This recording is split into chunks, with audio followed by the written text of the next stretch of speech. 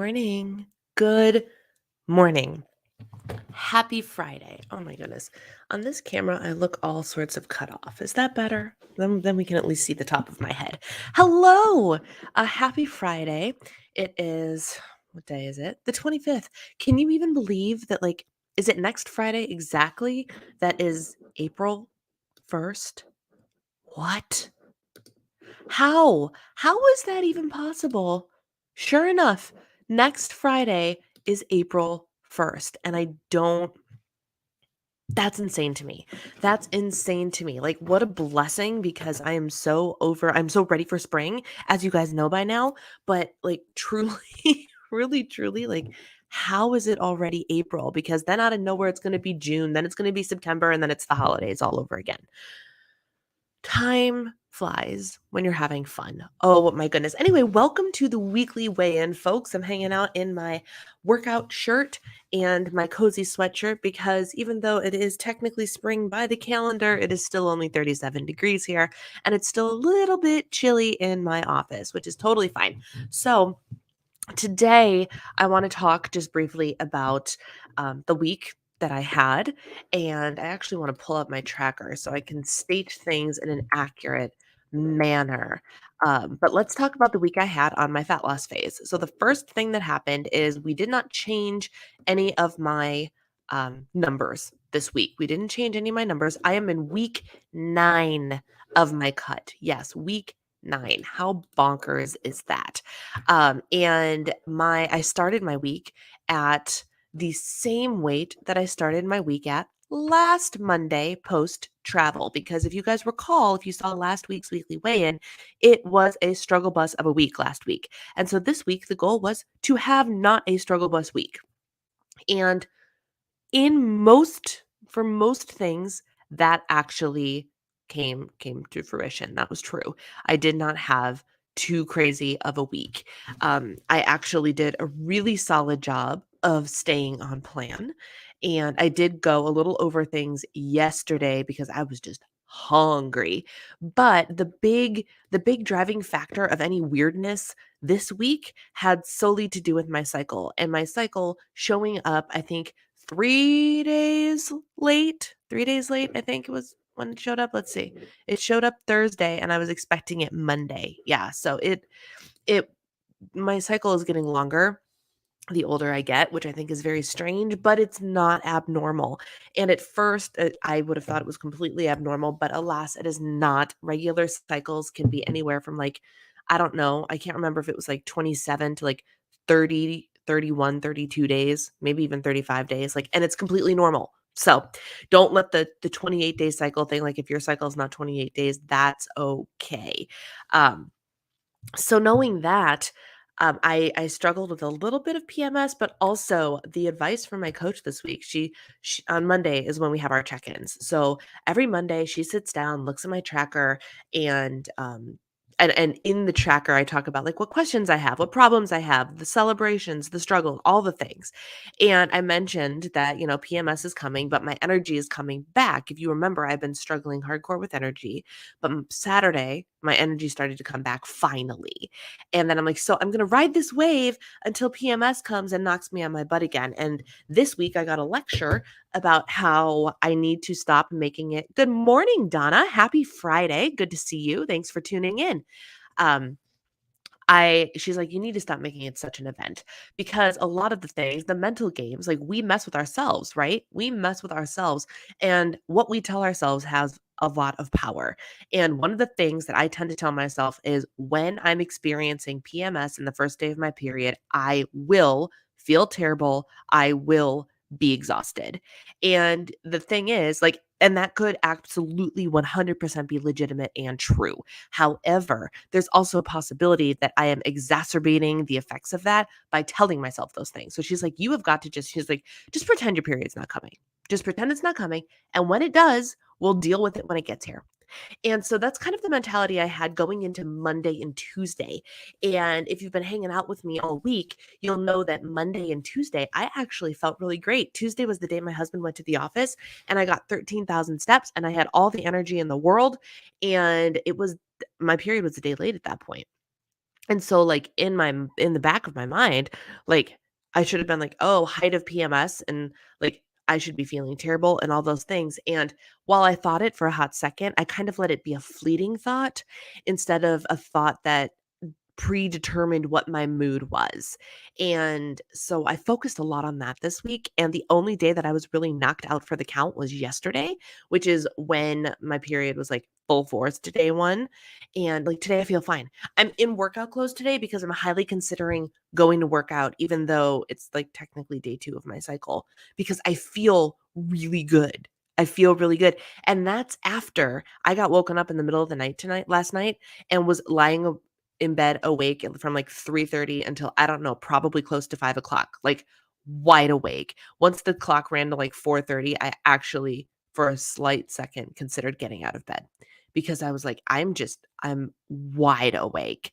And thankfully, I fell asleep for another couple hours. So that was great, but, like, my point is usually I would also use something like that to dictate my mood and be like, "Oh, I'm so tired," and while I'm slow moving today, I have my coffee here, I have my, iodine mixture here, I'm gonna chug that down a little bit earlier than normal this morning, but what I've been noticing is that this actually kicks me up a notch, and even yesterday, I was feeling pretty rough all morning long, and then I drank this, and about an hour later or something, I just started to feel like I don't even know how to explain it. Like physically I was still kind of tired and chill, which is totally normal for where I was at in my cycle, but like all of a sudden I just kind of came back to life a little bit.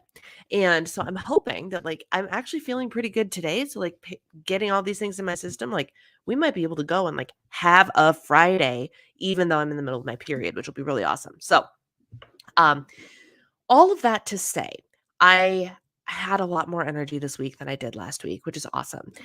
In terms of changes to my plan, we did not change anything this week, but it was brought to my attention that I need to be a little bit more meticulous, or I could be a little bit more meticulous, and my coach would prefer that I be a little bit more meticulous about my tracking because she's like, I'm really harsh on people in fat loss phases because every little bit can count, and because we're trying to use as many calories as possible, if you are miscalculating something through no fault of your own, the calories can add up pretty quickly. And here's the example that I've been using. She told me to weigh out my healthy eating on the go bars, and which seems kind of like, what? Why would you do that? Because it's a prepackaged food, right? However, if you look at the packaging, 70 grams is what it says a serving is, right? And so I've just been tracking it as one bar, right? I started weighing my bars this week and they are about 10% heavier than what the serving size actually says, which means there's about 10% more calories. And 10% more calories over the period of eating one and sometimes two bars a day, those calories add up. So I've been adding more things to the scale this week, and it has made a big difference. The alarming thing that has happened on the scale, I'm currently clocking in zero point 0.7 down from what I weighed on Monday. Actually, what did I weigh on Friday? I usually do a Friday to Friday weigh-in. Oh, the Friday to Friday weigh-in's not nearly as exciting. I'm down zero point 0.1 from last Friday. But I'm down zero point 0.7 from Monday. So this week has been a steady decline. And I actually was down like 1.1 pound. I was down 1 whole pound yesterday. I spiked back up a little bit today, which is fine because I ate later last night because I was hungry. And so I went a little bit over. I had one of those healthy eating on the go bars, but I was hungry. And I was like, I'm not going to deny myself food because I told myself the kitchen's closed. If I'm hungry, I'm going to eat, especially during my cycle. So, all that to say, the scale's actually going in the right direction, which normally would just be like, oh, that's great. But the part that perplexed me the most was I had a dramatic drop of zero point 0.6 pounds literally overnight from Tuesday to Wednesday, which was right before my period started. And so in my brain, the day that I should just have continued to kind of balloon up until my period started and kind of relieved all that hormonal weight gain. And I started to lose the bulk, the weight, the hormonal retention before that even happened, which I thought was very strange. Not a bad thing, but very strange and very unconventional for me. So I will take that as a win, and it makes me wonder what's happening in my body. Is it, yes, I was a little bit more meticulous about tracking this week, but also paired with like, did the iodine and the energy boost from the iodine have, or the thyroid function boost from the iodine have anything to do with that, even though I've only been on iodine for uh 7, 8, 9. This will be day 10. Like, could it be that already? I don't actually know. But whatever it is, I'm going to raise a glass to it because I'm feeling really good. What else is interesting is I'm actually starting to feel leaner to myself. And there's these different periods of time, right? Like first, it's like you're losing weight and maybe you see it on the scale, but you don't actually see it in your body. For me, I saw it in my measurements and my photos before I saw it on the scale. And then there's also the like, when do you actually start to see it and feel it in real time? And just yesterday, I started to notice it was up a little bit higher, like higher even than a measurement that I take for my waist, because I take my waist measurement right above my belly button. But like, I started to feel like, and started to realize that I'm feeling a little bit leaner than I have been feeling lately, which that's a whole nother level of progress. Like it's not the measurements telling you, it's not the photos telling you. It's like you're used to how your body feels and you're starting to notice that your body feels different.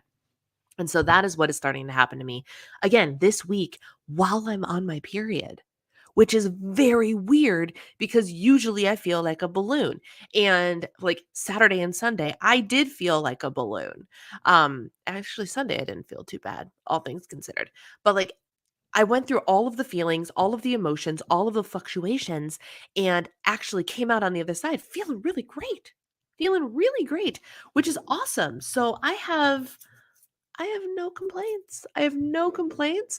I'm feeling really good about all the things, and I'm looking forward to what the next week brings.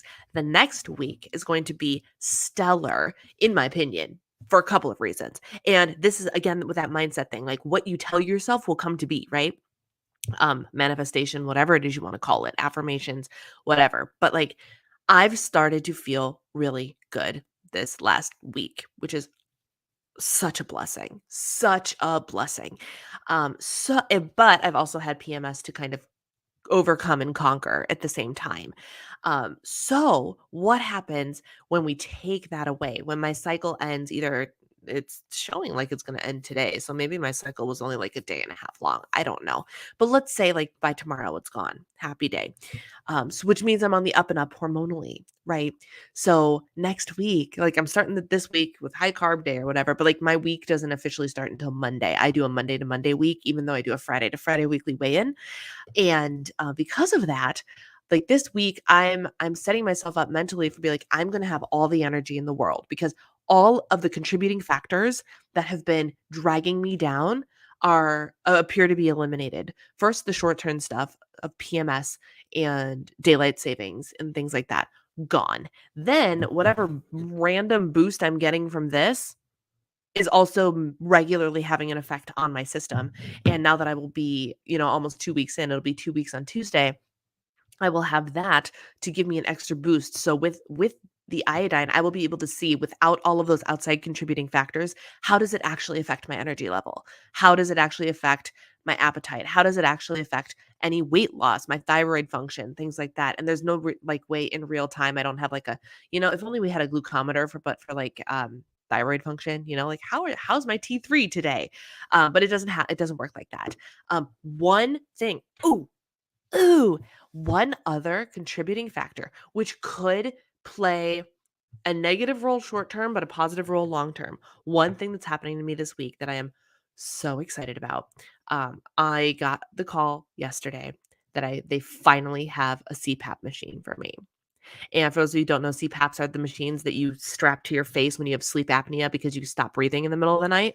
Um, and I have had undiagnosed sleep apnea for years. I've been a chronic snorer. This has been a thing. And I finally got tested with, for the home test, I got tested with moderate sleep apnea. On average, I stopped breathing 17 times an hour. Extreme sleep apnea is evidently 30 times or more an hour. So when the CPAP shortage started to happen, I was not prioritized for a CPAP machine because I only had moderate sleep apnea. But I've been dealing with this my entire life. I've always been a snorer. I've always, like, always. Ask my roommate, ask my husband, ask my parents. It's always been a thing. So the good Lord smiled on me yesterday and I got a phone call. And like I am not somebody who picks up the phone if I don't know the number, but I have for since November left my phone on do not block the callers. I block unknown numbers, so like it automatically goes to voicemail. I've left it off of that solely to receive this phone call that I got yesterday because Minneapolis, Minnesota, I was like, "Oh, it could be a medical facility." And lo and behold, it was the person that said, "I would like to we have a CPAP machine for you. Let's schedule you for your appointment." Thank the good Lord. So I get my CPAP on Tuesday. And what I'm actually getting is an APAP machine, which is a CPAP machine that automatically adjusts the pressure rather than you having to like dial in your numbers and have a set pressure. It automatically adjusts based on how your body is doing on its own, which I think is better. I've also heard that CMT patients should have BiPAP machines instead of CPAP machines. So I think this is probably actually going to be a good happy medium. Even though I it's technically an APAP. I don't even know if I can call it a CPAP because it's not continuous, it's automatic. Um, so I don't know. All of that to say, when you have had chronic sleep apnea forever and you get a device that takes away your sleep apnea, in theory, you start to feel like a whole new human being. In theory. This is what I've heard. This is what I have been told. And I've actually had some of you guys reach out to me. Good morning, Kathy. Happy Friday. I've had some of you guys reach out to me who've had experience with either a CPAP yourself or members of your family have a CPAP. I have one person who reached out to me. She's like, "Oh, I hope you get your CPAP soon." She goes, "My son got a CPAP machine and no joke started to feel like a whole new human and lost 20 pounds. Changed nothing but getting a CPAP machine." Like, oh my gosh. And took you 6 months for an appointment. Yeah. Luckily here, I like my appointment was super fast because they did an at-home sleep study. And because the at-home sleep study determined that I did in fact have sleep apnea, I did not have to go in and do an overnight thing, which was awesome. But they made an appointment for me. They're like, "Okay, we're going to get you a CPAP." They made the appointment for November 3rd. I remember what day it was because I was thrilled with the timing because it was right before we were going to leave for Florida for 6 weeks. And then they called and canceled it. They're like, "We don't have a machine for you, so we have to cancel it." And at first I was angry because I'm like, "What did you schedule the appointment for if you weren't going to have the device for me?" But then I was like, "Okay, so am I going to be able to get in for the like before the next week and a half?" And they're like, "Oh no, it's probably going to be 6 weeks or so." Great. Went to Florida, did Christmas, whatever, came back, called the first week of January for an estimate. I was like, "Okay, I was supposed to get a CPAP back in November. I'm just wondering what your guys' timeline is with the shortage." And all this person could give me was months. Months. So I called the week of January 1st and I got the call for my CPAP yesterday, March 24th. So it's been a long time coming, but I'm gonna get one, and I'm so excited. So what might that do to me short term? I heard it takes a little bit of adjustment to get used to sleeping with the mask on. So it might that might mess up my sleep this week. I don't know for sure. I'm gonna hope and pray that like maybe I just figure out because I can fall asleep on my back again. I've taught myself how to not fall asleep on my back because I snore, and when I snore, I disrupt my husband. So I've taught myself recently, like within the last handful of months, to sleep on my side because I snore less on my side. I prefer to sleep on my back. With this machine, I will be able to sleep on my back again. So hopefully, like maybe just the adjustment of being able to just lay on my back and let the machine do its thing. Maybe it'll take no adjustment at all. Maybe it jacks up my sleep for a while. I don't know. There's no way of knowing. So two things can happen in this next week. I could adapt beautifully and like become a whole new human being in the matter of a couple of weeks. I don't know. Maybe I'm putting too much leverage on the CPAP machine, but I've had so many people tell me just how life-changing they are. And I was like, can you imagine if the energy boost that I'm getting from my iodine supplementation paired with the timing of the CPAP machine? I was like, I'm going to have enough energy to be freaking Wonder Woman. Hallelujah. I've wanted to be Wonder Woman for years and I'll finally be able to make it happen. Or it's going to jack up my sleep and I'm going to be tired next week. Only time will tell. Who knows? I'm going to approach it just like I did PMS this week and just like I approached the day last night when I couldn't sleep. I told myself that I'm going to feel rested. It's okay if I only get 6 hours of sleep instead of my normal 8 hours of sleep. It's okay if I just lay here and end up not falling back asleep. It's okay. We're going to make the most of our day anyway. And you know what? I feel awesome this morning. It took me a little while to get going and now I'm going. I feel good. So, what are the implications for this is the weekly weigh-in, right? So what are the implications for that? I've heard, and this is all I did a little bit of research yesterday. By research, I mean Dr. Google. Um, between between the iodine and future sleep improvement, you're going to be unstoppable. Oh, I made a banner for today and I never actually, there we go. I never actually turned it on. That's where I'm at. My brain is obviously not fully functioning, but here we are. Yes. Here's hoping. Here's hoping that I just end up like, what? How amazing would that be? How amazing would that be to not feel crushed by chronic fatigue all the time? Like, mm. So I'm hopeful. Say a prayer for me that that actually like is what comes to fruition, and it's not just like I feel no different. Who knows? But anyway, what does that mean for weight loss? If you sleep better, a lot of your hormone regulation happens when you sleep. And I don't mean estrogen and testosterone. I mean T3, I mean ghrelin, I mean leptin, all of the hunger hormones, all of those things. And if your sleep gets interrupted, your hunger hormones get interrupted. Um, and so with more thorough sleep could mean more steady, fulfilled production of all of the hormones you need to self-regulate your eating, your metabolism, your all of the things. And like this is like real layman's terms about it, but I've heard so many people get their energy back and I've heard so many people end up losing weight simply because of the CPAP machine because all of a sudden they're not tired and turning to food. They're not over caffeinating. They're not doing all of these other things. And like they don't change anything about their diet. They just are in better control. Like, and it's interesting because I feel like I'm in pretty solid control. So I'm like, I wonder if it will change anything for me or not. I don't know. So Tuesday, I get this machine, and the next it's going to be an ongoing experiment, right? It's going to be an ongoing experiment. I don't know how long it's going to take to feel the effects of having a CPAP machine after I've learned how to fall asleep with it. I don't know, but I'm excited. So, woo, that's tangy this morning. I have a little leftover wild cherry Zip Fizz in here as well because I never finished my Zip Fizz yesterday. So I'm like, that's fine. I had like this much Zip Fizz left. So I just left it in the refrigerator and mixed everything in with the Zip Fizz. That stuff be tangy. Anyway, that's all I've got, friends. So my weight is down. Thank the good Lord. And most important, and like that's not even the important part. I feel good. Oh wait, let me tell you what my measurements were this week. Because I did take measurements this week. For week 8, I lost an additional 1.36 inches. I lost another 0.3 off of my waist. I lost another 0.1 off of my hips. And then I supposedly lost like 0.8 off of my chest, but I also in week 4 I ended up like gaining on my chest. So I'm just probably not taking my chest measurement consistently, which is fine. It's not like part of me is like, should I just take that out of the equation? But also it's fun to watch the numbers.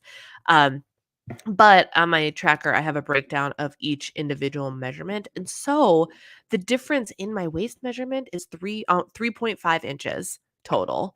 The difference in my hips is 3.1 inches total, which is awesome. And then I can't remember, bear with me for a second while I see if I can figure out what the difference, adjust the intensity of your session. Great workout. My Aura Ring thinks I'm working out. Oh, I recharged my QB, and I think because I'm screwing around on my QB while I'm sitting here. It thinks I'm working out. I need to change that. So let me see.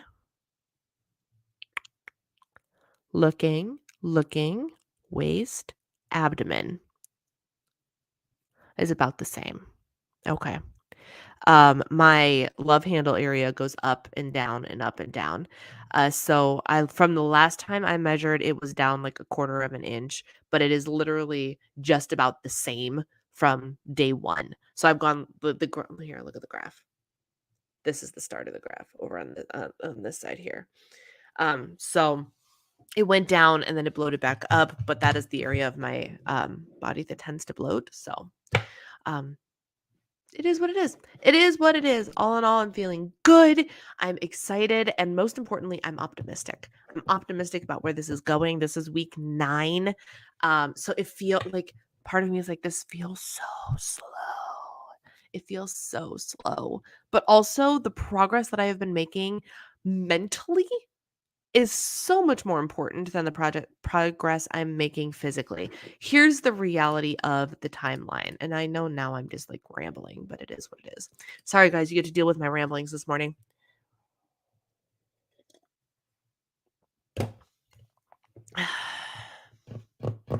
What was I doing? Oh, I got to upload that today. Why am I? Oh, I remember. Week 9, week 10, week 11. I'm on Google Calendar. Week 12, week 13, week 14, week 15, week 16. Okay, so I have it might change. It might end up changing because of potential plans, but I still have until like May 16th would be my proposed diet break. And what is a diet break? A diet break is an intentional lull in the fat loss phase. We remove the deficit or we dramatically decrease the deficit to almost maintenance calories to refuel my body. So my body doesn't go, oh, let's adapt to these lower calorie numbers. We don't want to do that. I just spent 8 months doing a reverse diet and maintenance protocol to get my metabolism roaring again. We don't want to ruin that. So, taking a break from dieting is crucial. Hear me, friends that have been in a calorie deficit for years. Taking a diet break is crucial. Crucial. It is the protocol that my clients and I do both use. It's the clients that it's the protocol that my coach is going to use. So we have a diet break, which will be 1 to 3 weeks long. It'll probably be 3 weeks for me because we're doing things. So why not have more calories to enjoy myself with, right? So we originally planned it around a cruise that I'm no longer taking. So the date is subject to change, but I still have until May for phase 1 of my 2-phase fat loss phase. So the timing is going to be okay. I feel good. I feel good. And before I continue to ramble, I'm just going to go. Thank you guys for tuning in. I will talk to you all later. Have a wonderful weekend. And I will see you next week for all of the live streams that I do randomly throughout the week. Take care.